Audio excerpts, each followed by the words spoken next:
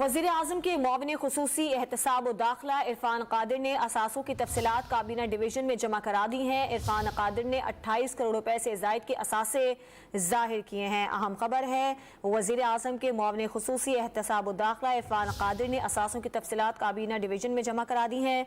इरफान कादिर ने 28 करोड़ रुपए से ज़ायद के असासे ज़ाहिर किए हैं और इरफान कादिर ने 20 करोड़ 46 लाख रुपए की गैर मनकूला जायदाद भी ज़ाहिर की है दस्तावेज़ में।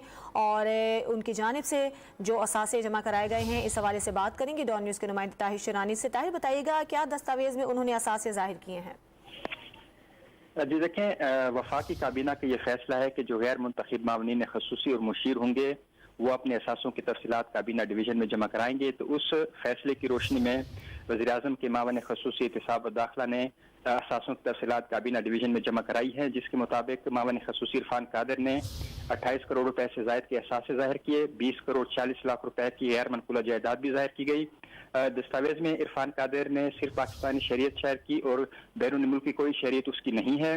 मावने ख़ुसूसी एहतसाब दाखिला की बैरून मुल्क भी कोई जायदाद नहीं है। इरफान कादिर ने 3 करोड़ 94 लाख रुपए से ज़ायद मालियत की गाड़ियां ज़ाहिर की हैं। असासों में 50 तोले सोना ज़ाहिर किया। बैंक अकाउंट्स 2 करोड़ 83 लाख और 68 लाख रुपए से ज़ायद की नकद रकम ज़ाहिर की गई। DHA लाहौर में 70 लाख रुपए मालियत एक प्लाट ज़ाहिर किया, जबकि DHA लाहौर सेक्टर में 1 करोड़ रुपए का एक कनाल का रिहायशी प्लाट भी ज़ाहिर किया गया। जिला कसूर में करोड़ रुपए का ज़र रकबा भी असासों में ज़ाहिर किया गया है। जी, बहुत शुक्रिया ताहिर शिरानी।